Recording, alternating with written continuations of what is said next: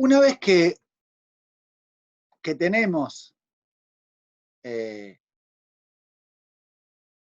la combinación óptima de factores y variando el nivel de salarios, por ejemplo, sabemos cuánto vamos a demandar del bien 1 para un nivel de producto determinado, podemos expresar la función de demanda condicionada de factores como una función de demanda que depende de el nivel, digamos, la demanda del factor 1 es una función de su propio salario, del salario del factor 2 y del nivel de producto. Y lo mismo podemos hacer con la demanda del factor 2. Podemos expresarla como función de demanda del factor, del salario del factor 1, del propio salario y del nivel de producto que queremos producir.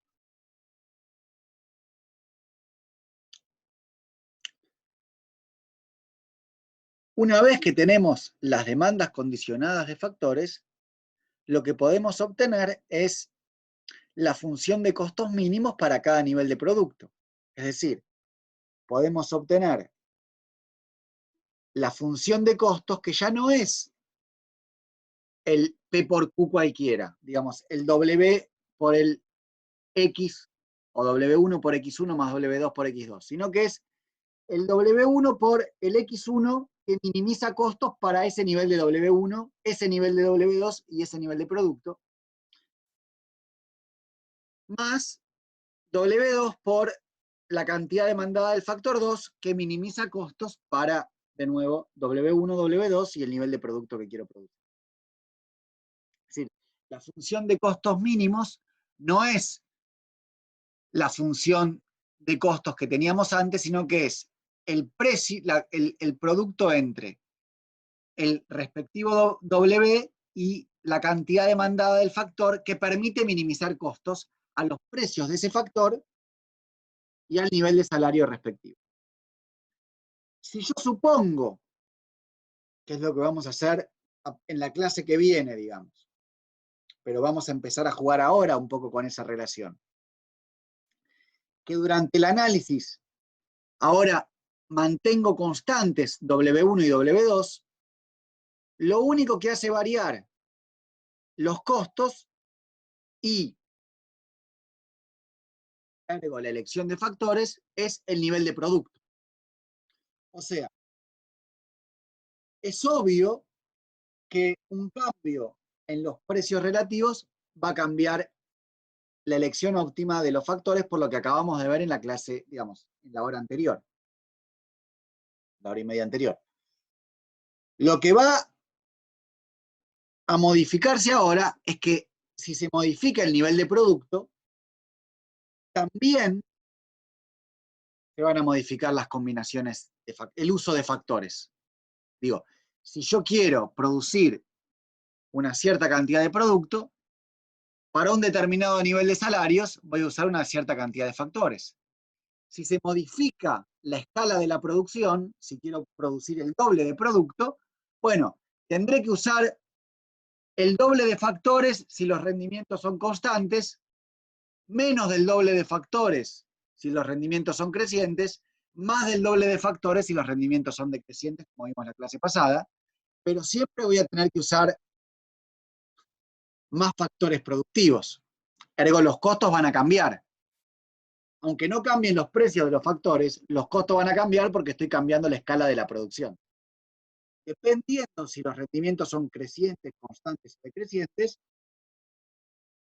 los costos cambiarán en mayor proporción, en igual proporción o en menor proporción que el empleo de los factores. Pero que los costos van a cambiar, van a cambiar. Lo digo porque a partir de ahora vamos a suponer que los precios de los factores no cambian y lo que va a empezar a cambiar, porque nos estamos metiendo en la segunda parte del análisis, es el nivel de la escala productiva. Pero no piensen que porque no cambian los costos de producción, o sea, los precios de los factores, los costos no cambian. Los costos cambian porque estoy produciendo más, y producir más es más costoso. Aunque la producción por unidad sea menos costosa, la producción total siempre va a ser más costosa. Porque estoy produciendo lo mismo que antes y un poco más.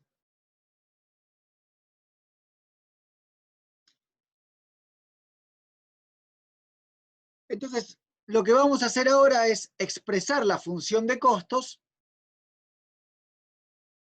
de la siguiente forma. La función de costos unitarios, es decir, el costo de producir una unidad, dado los precios de los factores, es el costo, o mejor dicho, más que de producir una unidad, es el costo por unidad. Dado los precios de los factores, es el costo total, es el costo de producir unidades, dividida la cantidad de unidades producidas.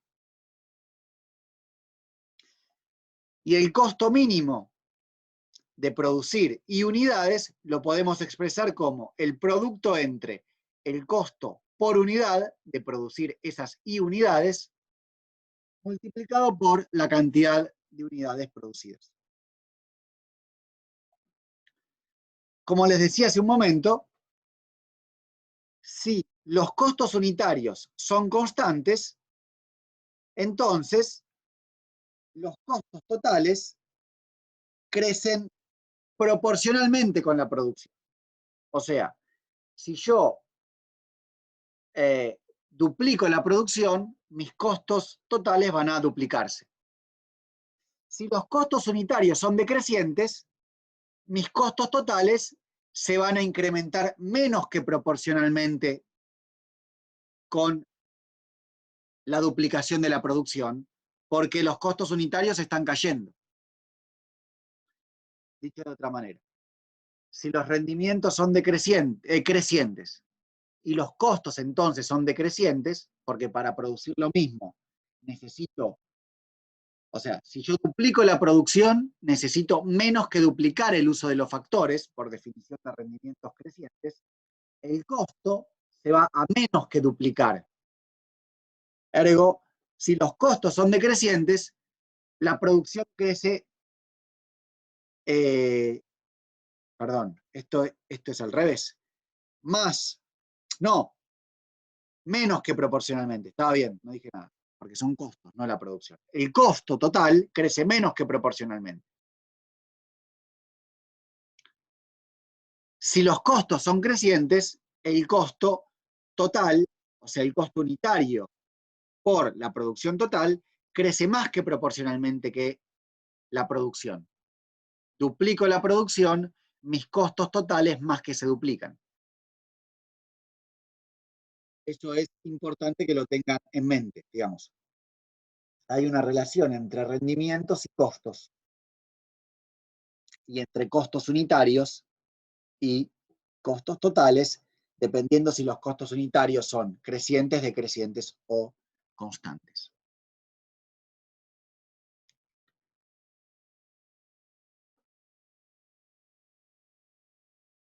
Como decía hasta hace un momento, la función de costos medios, entonces, la podemos expresar como los costos totales por dividida la cantidad producida, es decir, los costos totales por unidad de producto.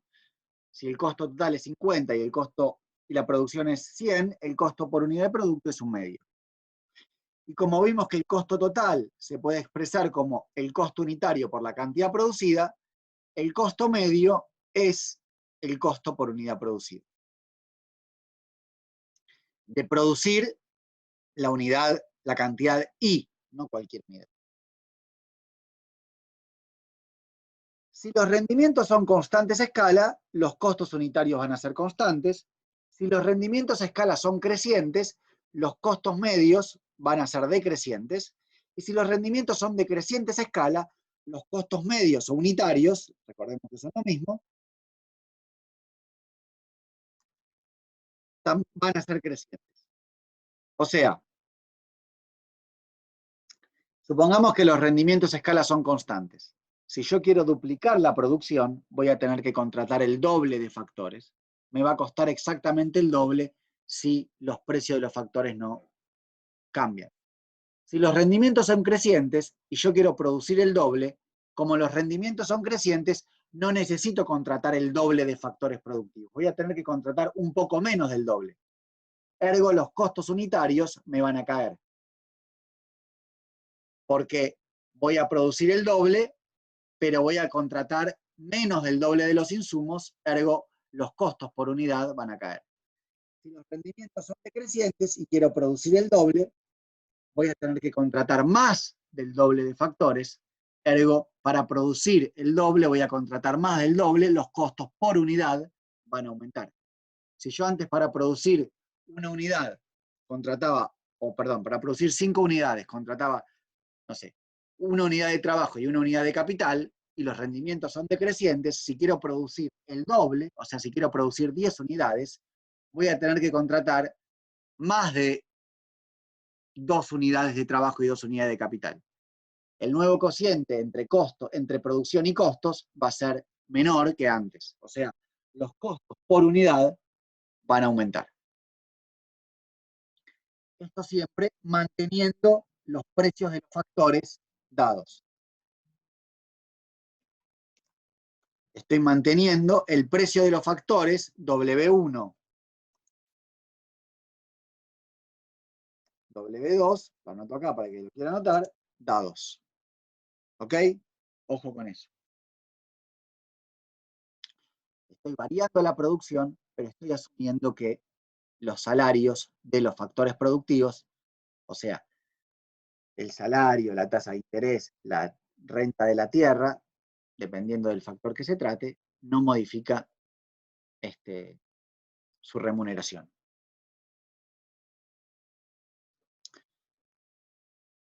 Y como vamos a suponer entonces que los precios de los factores no se modifican, podemos expresar a los costos como función directamente de la cantidad producida, donde W1 y W2 son constantes.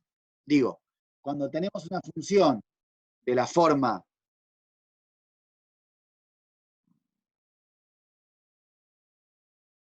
y igual a más b por x, por ejemplo, nosotros escribimos y igual f de x. Obviamos todos los parámetros para definir a la función. Bueno, aquí hacemos lo mismo, como W1 y W2 son parámetros que no van a modificarse, lo único que hacemos es expresar la función de costos como función de los costos que dependen del nivel de producción. Y vamos a dividir esos costos entre costos variables, o sea, los costos que dependen del nivel de producción, y los costos fijos. Los costos variables son aquellos costos, por ejemplo, la luz, los costos salariales, los costos que tienen que ver con no sé, insumos particulares, que varían con el nivel de producción. Si yo quiero producir el doble, voy a tener que contratar más trabajadores. Los costos fijos son aquellos costos que no varían con el nivel de producción y son fijos solo en el corto plazo. Por ejemplo, el alquiler. Si yo quiero producir el doble, y bueno, el alquiler ya lo tengo pago. Con lo cual, salvo que quiera ampliar el tamaño de la planta, el alquiler va a ser el mismo. O que quiera alquilar otra planta porque no me alcanza para producir en la planta que tengo, el alquiler de la planta va a ser siempre el mismo. Entonces, los costos fijos tienen la particularidad de que son independientes del nivel de producto y son relevantes a corto plazo porque en el largo plazo yo siempre puedo decidir utilizar o no utilizar la planta. ¿Se entiende? Entonces, puedo renovar el alquiler, puedo alquilar otra planta más, puedo no producir más. Entonces, en el largo plazo todos los costos son variables. En el corto plazo hay costos fijos y costos variables.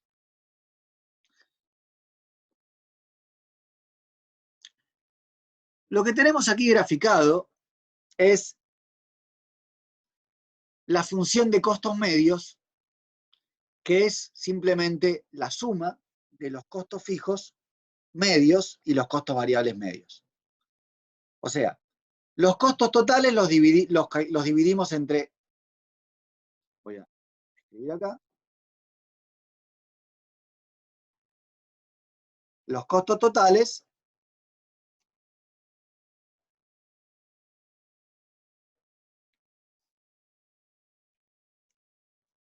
los dividimos entre los costos fijos o los costos variables de producir esa cantidad y los costos fijos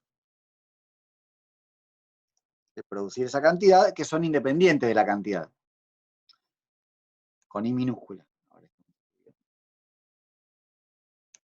Si yo divido a izquierda y a derecha por I, obtengo los costos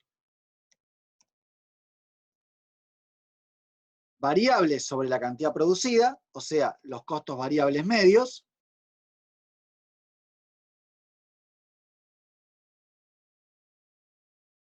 lo que está aquí, y los costos fijos por unidad producida, o sea, los costos fijos medios. ¿Por qué tienen esta forma? Fíjense, los costos fijos medios son decrecientes, porque como los costos fijos no varían con la cantidad producida, al aumentar la cantidad producida, este cociente se hace cada vez más chiquito, porque prorrateo el mismo costo por mayores cantidades producidas.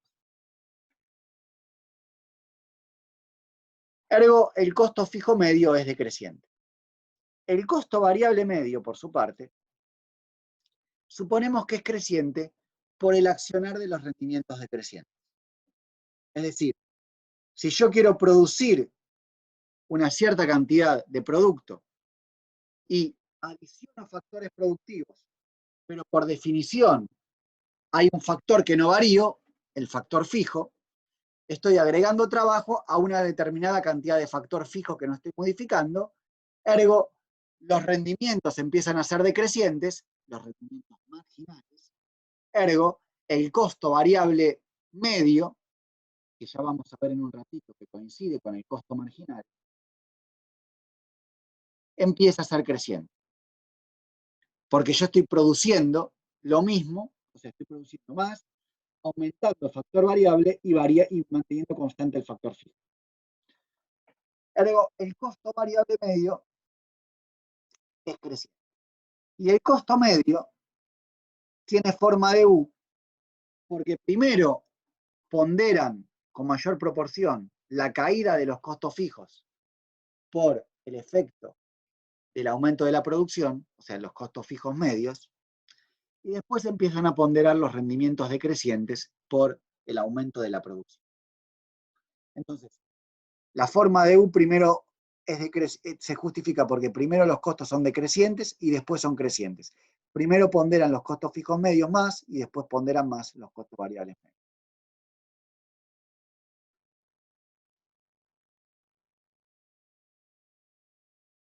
Esto es simplemente lo que acabo de decir.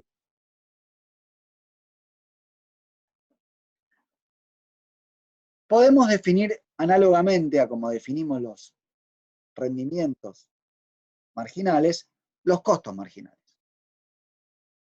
¿Qué son los costos marginales?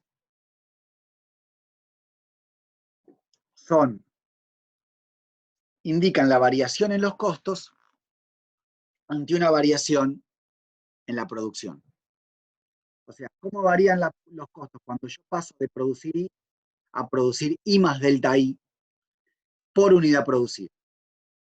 La variación en el costo de I más delta I menos el costo de I me dice cuánto variaron los costos cuando yo incrementé la producción, pero yo no quiero la variación absoluta, sino que quiero la variación por unidad producida. Ergo, hago la variación por I más delta I menos I, que es la variación dividido delta I. O sea, ¿cómo variaron los costos por incremento en la cantidad producida y no en total?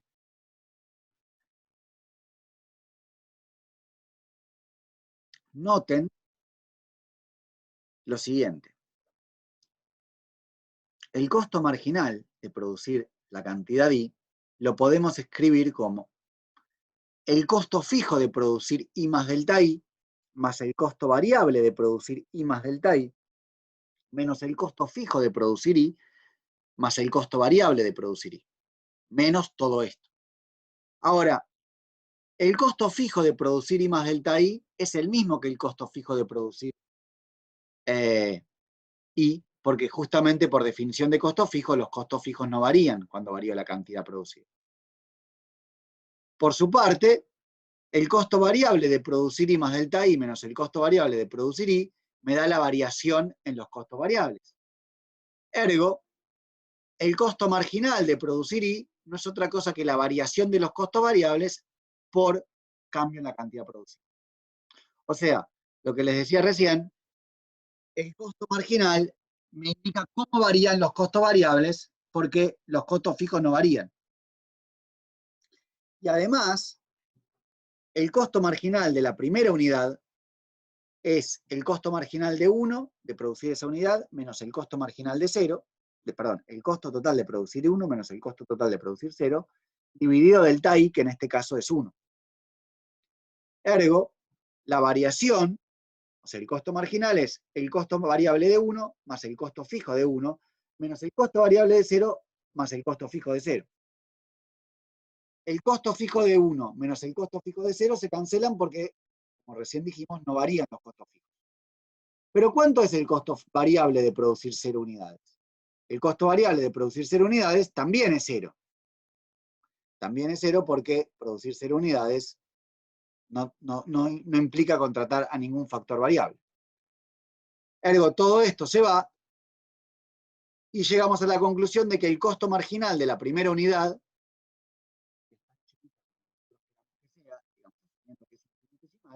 coincide con el costo variable de la primera unidad. Lo que tenemos aquí, entonces, es las curvas, las tres curvas juntas. La curva de costo marginal, la curva de costo variable medio y la curva de costo medio.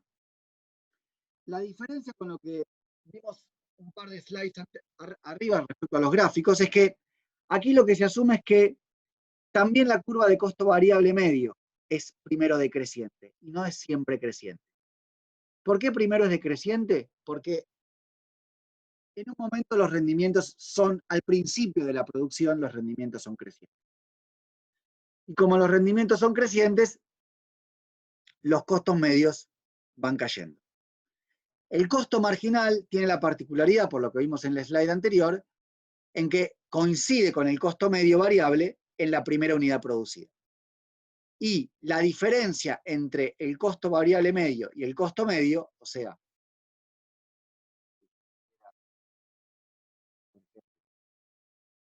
me pongo aquí, en cualquier nivel lo puedo hacer, la diferencia entre el costo variable medio y el costo medio,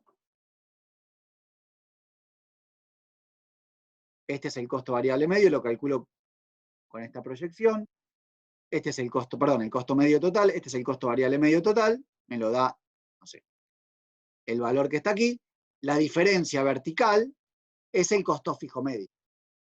La diferencia entre el costo medio y el costo variable medio para cualquier nivel de producción es el costo fijo medio.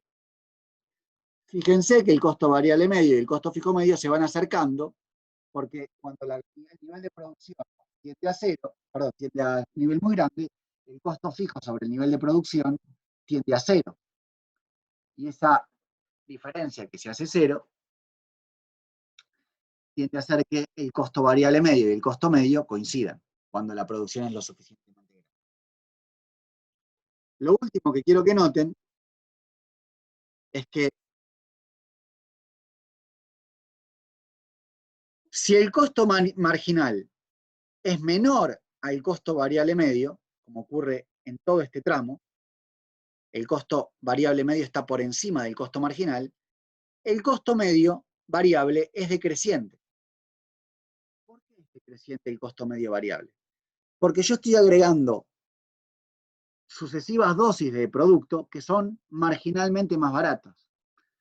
Supongan que yo agrego a alguien que tiene un promedio más alto que ustedes a la mesa y quiero calcular el promedio nuevo, el promedio me va a dar más alto. Si yo agrego a alguien que tiene una unidad de producto que cuesta menos que las que están en promedio, y las que están en promedio están dadas, el costo variable promedio está dado por el costo variable medio, el costo variable nuevo va a variar para abajo. Mientras que si yo agrego una unidad de producción que cuesta más que el promedio de las anteriores, el nuevo promedio va a subir. Ergo, cuando el costo marginal está por encima del costo variable medio, el costo variable medio crece. Y como el costo variable medio crece cuando está a la derecha, o sea, por debajo del costo marginal, y decrece cuando está a la izquierda, la única posibilidad es que se crucen el costo marginal y el costo variable medio en el nivel mínimo del costo variable medio, que es el nivel que vamos a llamar punto de cierre.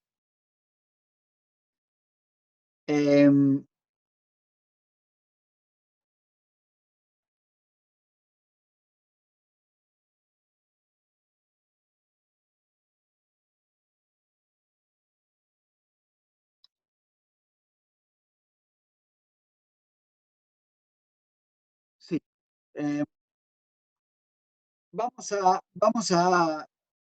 Voy a abrir un espacio para preguntas. Voy a terminar con la teoría acá porque les di bastantes cosas y voy a resolver algunos ejercicios. Eh, Vamos a hacer una pausa de 5 minutos simplemente para desconectar y que se grabe y hacer algunos ejercicios. Pero quería aprovechar ahora para ver si tienen alguna pregunta. Digo, porque no los escuché mucho. Si tienen alguna pregunta, me gustaría escucharlos.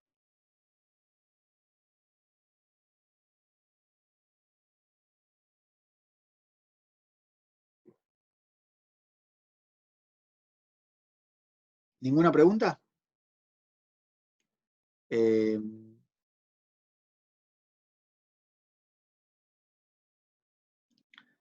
Si no hay ninguna pregunta, entonces hacemos una pausa de hasta el 20, simplemente para que yo apague y nos volvemos a conectar y hacemos algunos ejercicios de la guía de práctica y con eso vamos a terminar por hoy. ¿Ok? Ok, profe. Bueno.